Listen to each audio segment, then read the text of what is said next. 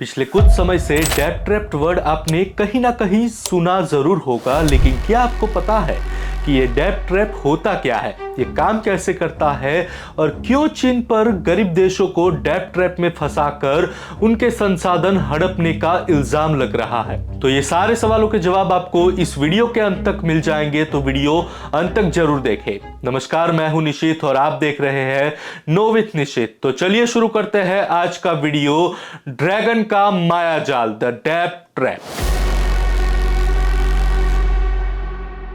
सबसे पहले डेब्ट ट्रैप आता है जिसको हम एक एग्जाम्पल से समझते हैं।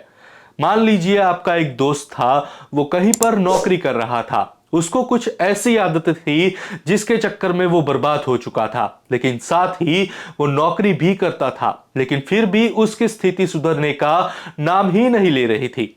और एक दिन आपको पता चलता है कि उसने सुसाइड का ट्राई किया। और यह बात सुनकर आप हैरान हो जाएंगे। जब आपने सारा मामला पता लगाने की कोशिश की तो पता लगता है कि उसने ऐसे व्यक्ति से कर्ज लिया था जिसने उसे बताया ही नहीं था कि उसकी शर्त क्या है। धीरे धीरे उस व्यक्ति ने आपके दोस्त की प्रॉपर्टी पर कब्जा करना शुरू कर दिया। फिर भी उसने जो कर्ज लिया था वो खत्म नहीं हो रहा था। उसका परिणाम यह हुआ कि वो कर्ज के नीचे दब गया और नौबत ये आई कि उसने सुसाइड की अटेम्प्ट कर ली। इसको दूसरे उदाहरण से समझते हैं कि आपके यह कहानी जरूर सुनी होगी कि एक गांव में एक किसान रहता था। वो किसान अपनी बेटी की शादी के लिए गांव के ही शाहूकार से कर्ज लेता है। किसान बाकी की अपनी सारी उम्र किसानी करता है। हर साल जो फसल होती थी वो सब वो जमींदार या शाहूकार को दे देता था। फिर भी पूरी जिंदगी वो कर्जा खत्म नहीं होता था। अंत में यह होता है कि उस किसान का खेत शाहूकार या जमींदार हड़प लेता था। यह दो एग्जाम्पल आज के दौर में चाइना की कर्ज देने की विदेश नीति के साथ बिल्कुल सटीक बैठता है। पिछले कई सालों से चाइना पर गरीब और विकासशील देशों को डेब्ट ट्रैप में फंसाने का आरोप लगाया जा रहा है। और विशेषज्ञों का भी यही मानना है कि चाइना ने करीब 40 लाख करोड़ रुपए का कर्जा देकर गरीब और विकासशील देशों को अपने डेब्ट ट्रैप में फंसाया है। और अमेरिका के पूर्व सरकारी अधिकारी मार्क सोबेल कहते हैं कि कर्ज से राहत देने के मामलों में चीन सबसे बड़ी समस्या है और चीन इसमें समझौता करने से पीछे हट रहा है। और अमेरिका की शिकायत है कि करार की मनमानी शर्तों की वजह से चीनी कर्ज की स्थितियों में बदलाव मुश्किल है। इसके अलावा 3 दिसंबर 2022 को न्यूयॉर्क टाइम्स में छपी रिपोर्ट के अनुसार गरीब और विकासशील देश इस समय गंभीर कर्ज संकट से जूझ रहे हैं और बढ़ती महंगाई, धीमी विवर्ती विकास दर और ब्याज दरों में वृद्धि और डॉलर के मजबूत होने की वजह से आने वाला समय इन देशों के लिए बहुत ही मुश्किल पैदा कर सकता है। और इन सब की शुरुआत हो चुकी है क्योंकि श्रीलंका, जाम्बिया और घाना जैसे उभरते देशों में फाइनेंशियल क्राइसिस देखे जा रहे हैं, क्योंकि गरीब देशों पर अमीर देशों, बैंकों और प्राइवेट लेंडर्स का 16.28 लाख करोड़ रुपए का कर्जा है। और इन सभी देशों को लोन अमेरिकी करेंसी में दिया गया है और ब्याज दर बढ़ने से डॉलर का मूल्य बढ़ता है और इसकी वजह से इन गरीब देशों के लिए लोन वापस चुकाना इम्पॉसिबल हो चुका है। और चीन ने इस देशों को भारी मात्रा में लोन दिया है। इसमें से ज्यादातर देश अफ्रीका में स्थित है और चीन की कड़ी शर्तों ने स्थिति को और भी पेचीदा बना दिया है। लेकिन अगर हम एशिया की बात करें तो श्रीलंका, पाकिस्तान और मालदीव्स भी चाइना के डेब्ट ट्रैप में फंसे हुए हैं। और श्रीलंका और पाकिस्तान में इस समय का क्या हाल है वो आप सभी स्क्रीन पर देख सकते हैं। फोर्ब्स की रिपोर्ट के अकॉर्डिंग पाकिस्तान पर चाइना का $77.3 बिलियन और श्रीलंका पर $6.8 बिलियन का कर्जा है। और फोर्ब्स ने वर्ल्ड बैंक की 2020 की रिपोर्ट के डेटा एकत्रित करते हुए यह कहा है कि दुनिया भर के लगभग 97 देश चीन की डेब्ट ट्रैप में फंसे हुए हैं और चीन इनमें से अधिकांश देशों में अपने belt and road initiative project के तहत घुस रहा है और अपनी आर्थिक परेशानियों से निपटने में जुटे ये देशों को राहत योजनाएं बनाने में मुश्किल हो रही है। दूसरी ओर चीन अपने लोन देने की शर्तों में कोई बदलाव नहीं कर रहा है, इसलिए कई देशों पर डिफॉल्ट होने का खतरा है।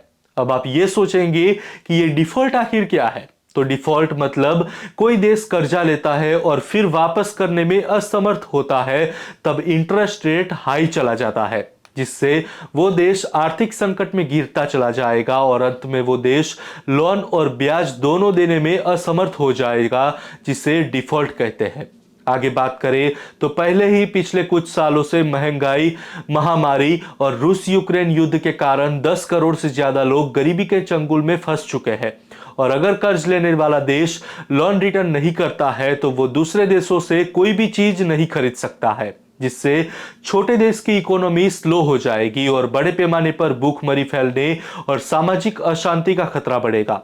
वर्ल्ड बैंक का अनुमान है कि अगले कुछ वर्षों में 12 देश डिफॉल्ट हो सकते हैं। वहीं आईएमएफ यानी कि इंटरनेशनल मॉनेटरी फंड नामक संस्था का अनुमान है कि इन सारे देशों में से 60% देशों के आगे डिफॉल्ट होने का खतरा मंडरा रहा है, क्योंकि 2012 से लेकर अब तक इन सभी देशों ने चीन से भारी मात्रा में लोन लिया हुआ है, जिसको रिटर्न करने में वे देश असमर्थ है। तो सबसे पहले हम चीन द्वारा पाकिस्तान और श्रीलंका को दिए गए लोन के बारे में बात करेंगे, क्योंकि ये लोन भारत के नजरिए से देश की सुरक्षा को खतरे में डालते हैं, क्योंकि चीन और पाकिस्तान का गठजोड़ भारत के खिलाफ ही बना रहा है और चीन की पाकिस्तान को हर मदद भारत को ध्यान में रखकर ही दी जाती है, जिससे पाकिस्तान दिवालिया होने की कगार पर खड़ा है, जिससे पाकिस्तान का विदेशी मुद्रा भंडार लगातार गिर रहा है। कुछ समय पहले पाकिस्तान ने आईएमएफ से 90,000 करोड़ रुपए की मांग की थी, लेकिन आईएमएफ ने इस ऑफर को ठुकरा दिया, जिसके बाद पैसों के लिए पाकिस्तान अपने पीओके के गिलगिट और बलूचिस्तान को 90,000 करोड़ रुपए के बदले चीन को सौंपने की तैयारी कर रहा है। और इससे के मद्देनजर पाकिस्तान ने गिलगिट, बलूचिस्तान और पीओके के 52 कानून को अपने हाथों में ले लिया है और इसके तहत पाकिस्तान सरकार को वहां की भूमि को किसी भी देश को सौंपने का अधिकार मिल गया है। और इसके ऊपर चीन कर्जे के बदले में पाकिस्तान में गिलगिट और बलूचिस्तान के हुंजा वैली में नियोबियम की बड़े पैमाने पर खुदाई कर रहा है। हुंजा वैली में माणेक, मोती और कोयले के 120 लाख मैट्रिक टन भंडार स्थित है। चीन में हुंजा वैली में एक बड़ी भूमि लीज पर ली हुई है और यहाँ के स्थानिक लोगों ने इस फैसले से नाखुश होकर भारी विरोध प्रदर्शन भी किया था। लेकिन अभी ये सवाल आता है कि इन सब के पीछे चीन का एजेंडा आखिर क्या है। अगर ये सोचा जाए तो चीन पाकिस्तान के ग्वादर पोर्ट और गिलगिट बलूचिस्तान को 99 ईयर्स के लिए लीज पर ले रहा है। हालांकि दूसरी तरफ हर साल पाकिस्तान पर चीनी कर्ज बढ़ता जा रहा है और न ही पाकिस्तान के पास चीनी कर्ज को पे करने के लिए पैसे हैं। इसलिए भारत की चिंता यह है कि चीन यहां पर अपनी मिलिट्री बेस न बसा ले, जो भारत के लिए सुरक्षा के लिहाज से एक बड़ा खतरा साबित हो सकता है। हालांकि ये तो बात हुई पाकिस्तान की। अब आगे एक और देश श्रीलंका की बात करते हैं, जहां चीन ने श्रीलंका के हम्बनटोटा पोर्ट पर अपना प्रभुत्व स्थापित कर लिया है और इसकी वजह से यह पोर्ट भारत की सुरक्षा को खतरे में डालता है। और इसी पोर्ट पर चीन के प्रभुत्व के कारण चाइना पर डेट ट्रैप के आरोप भी लगाए जाते हैं। लेकिन इन सब में सवाल जरूर आया होगा कि चाइना ने आखिर ये पोर्ट पर अपना प्रभुत्व कैसे स्थापित किया। तो आइए इसको समझते हैं। ये पोर्ट श्रीलंका के दक्षिण छोर पर हम्बनटोटा नाम के शहर में स्थित है। इस पोर्ट पर कंस्ट्रक्शन का काम जनवरी 2008 को शुरू किया गया था। इस प्रोजेक्ट के आधे से ज्यादा पैसे चीनी bank the import export bank of China द्वारा दिए गए थे, जो कि $307 मिलियन था और वो भी 6.3% ब्याज दर पर। हालांकि अगर मल्टीलेटरल बैंक की बात करें, जैसे कि world bank, European bank, inter American development bank आदि, जो 2 या 3% इंटरेस्ट रेट पर लोन प्रदान करते हैं। इन सब के अलावा इस पोर्ट की ओपनिंग 2010 में श्रीलंका के प्रेसिडेंट द्वारा की गई थी और इस पोर्ट को ओपनिंग के 2 साल बाद यानी कि 2012 में यह पोर्ट एक बड़ा फेलियर साबित होता है, जहां इस पोर्ट पर मात्र 34 शिप्स का ही आवागमन हो रहा था और लोगों द्वारा इस पोर्ट के ऊपर कई सवाल उठाए गए। और इस पोर्ट को बनाने की सबसे अजीब बात यह थी कि श्रीलंका के पास सबसे ही पहले वर्ल्ड का 22वें रैंक का पोर्ट कोलंबो में पहले से ही मौजूद था, जहां पर साल हजारों की संख्या में जहाज आ रहे थे। ये दोनों पोर्ट काफी करीब स्थित है। अगर हम दोनों पोर्ट की कंपैरिजन करें तो कोलंबो पोर्ट पर 3,667 शिप्स का आगमन हो रहा था, वहीं इस पोर्ट पर मात्र 34 शिप्स ही आ रही थी। हालांकि इस पोर्ट को बनाने में 1.5 बिलियन डॉलर लग गए थे। वहीं 2016 तक ये पोर्ट अपनी 230 मिलियन डॉलर की वैल्यू खो देता है। वहीं दूसरी ओर श्रीलंका को 2017 में चाइना को 1.7 बिलियन डॉलर पे करने थे। वहीं श्रीलंका ये पे करने में असमर्थ था। बाद में चाइना द्वारा श्रीलंका को एक ऑफर दिया जाता है और ऑफर ये था कि चाइना इस पोर्ट को अपने अंडर में लेना चाहता है और वो भी 99 ईयर्स तक। लेकिन पहले तो श्रीलंका द्वारा इस ऑफर को ठुकरा दिया जाता है, लेकिन बाद में वो मान जाते हैं और फिर वे Chinese company China Merchants Port Holdings Corporation Limited को 99 ईयर्स के लिए पोर्ट की जमीन सौंप देते हैं। बाद में चाइना पर गरीब और विकासशील छोटे देशों को लोन देकर उनकी जमीन और क्षेत्र पर कब्जा करने का आरोप लगाया जाता है, जहां विशेषज्ञों का मानना है कि चाइना फ्यूचर में पाकिस्तान और श्रीलंका जैसे देश में अपनी मिलिट्री बेस स्थापित कर सकता है, क्योंकि अभी भी ये देशों पर चाइना का काफी लोन बाकी है। हालांकि श्रीलंका पर पाकिस्तान की तुलना में थोड़ा कम लोन बाकी है, पर श्रीलंका में चाइना का हम्बनटोटा पोर्ट स्थित है, जहां पर वो फ्यूचर में मिलिट्री बेस बसा सकता है। और इन सब के अलावा चाइना ने भारत के आसपास के क्षेत्र में काफी ज्यादा इन्वेस्टमेंट कर रखी है और इसलिए ये लोन्स भारत के लिए चिंता का विषय है। पर यह तो केवल चाइना के लिए एशिया में एक छोटी सी इन्वेस्टमेंट है। साथ ही अगर सबसे ज्यादा किसी के लिए अगर चिंता का विषय है तो वो है वेस्टर्न कंट्रीज को, जहां अफ्रीका में चाइना बहुत ही ज्यादा इन्वेस्टमेंट कर रहा है। अगर अफ्रीका कंटिनेंट की बात करें तो अफ्रीका में 54 कंट्रीज स्थित है, जिसमें से 34 से ज्यादा देशों को चाइना ने 350 बिलियन डॉलर से ज्यादा का लोन दे रखा है और इससे कई देशों पर लोन वापस देने का भार है, जिसे वो देने में असमर्थ है। और चाइना के इसी लोन्स और दूसरी कंट्रीज में उनके इन्वॉल्वमेंट के कारण इस देश पर डेब्ट ट्रैप का आरोप लगाए जा रहे हैं।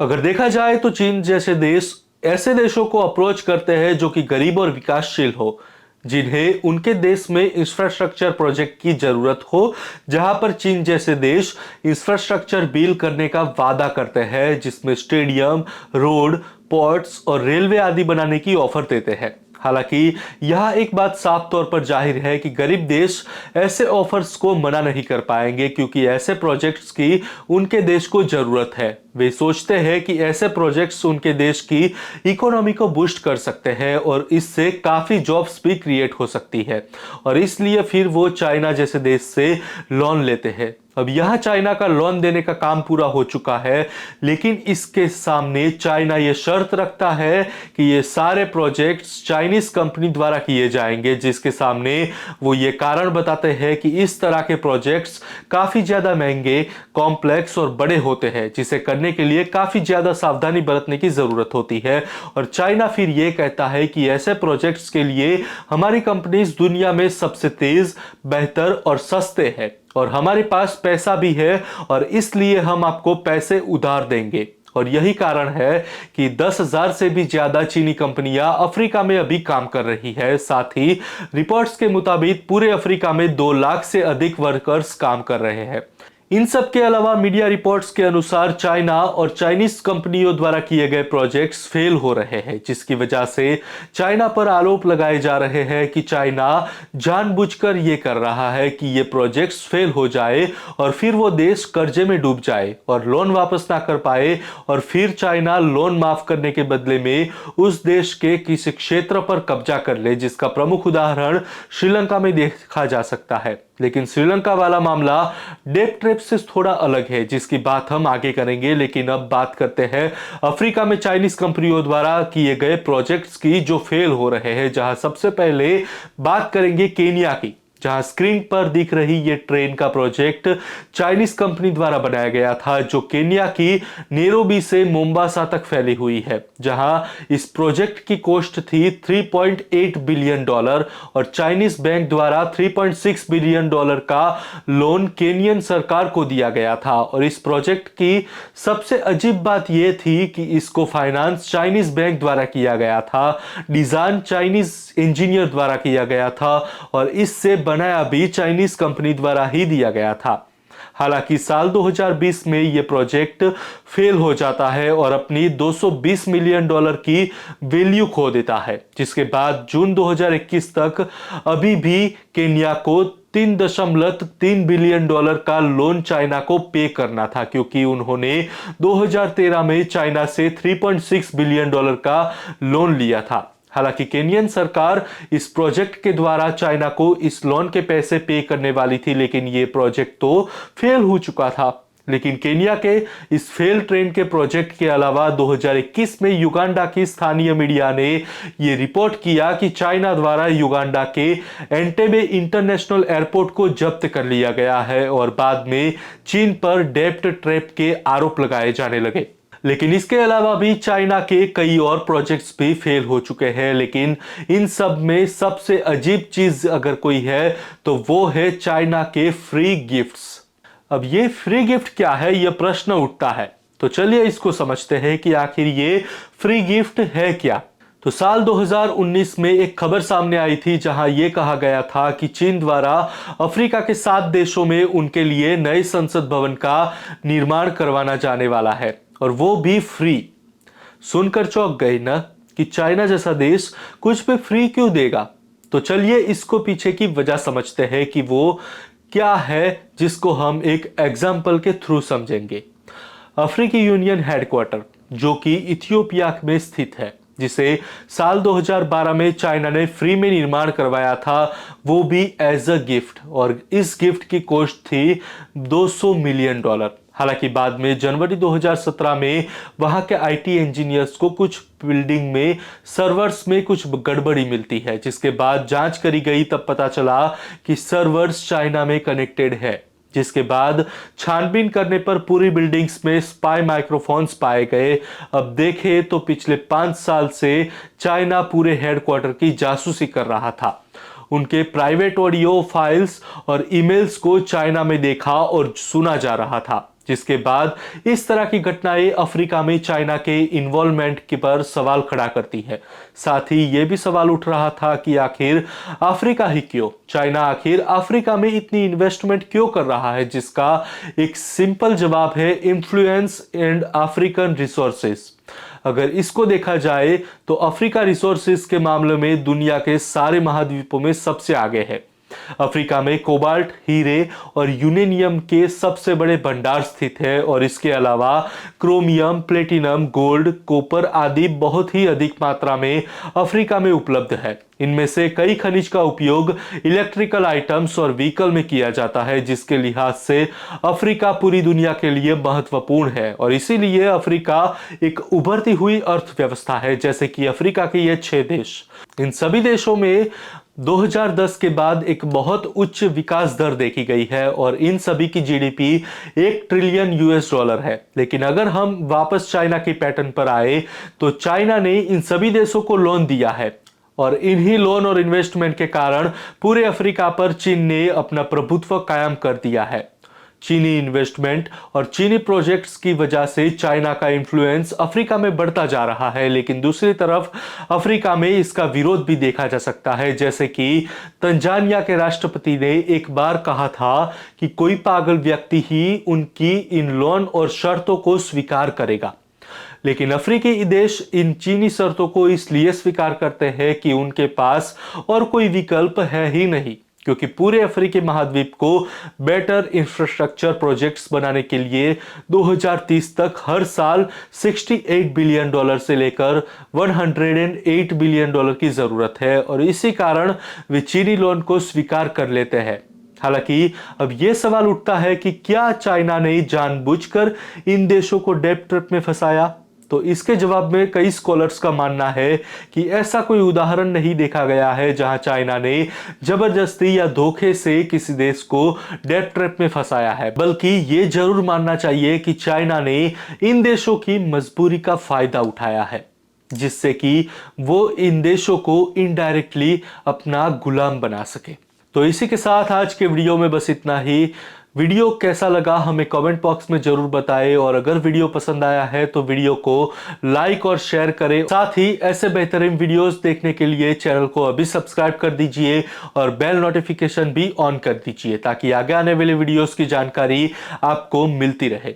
तो मिलते हैं अगले वीडियो में, तब तक आप जुड़े रहिए आपकी अपनी यूट्यूब चैनल के साथ, जिसका नाम है नो विथ निश्चित, एम्पावरिंग माइंड्स, अनवेलिंग ट्रुथ्स। नमस्कार, जय हिंद, जय मां भारती।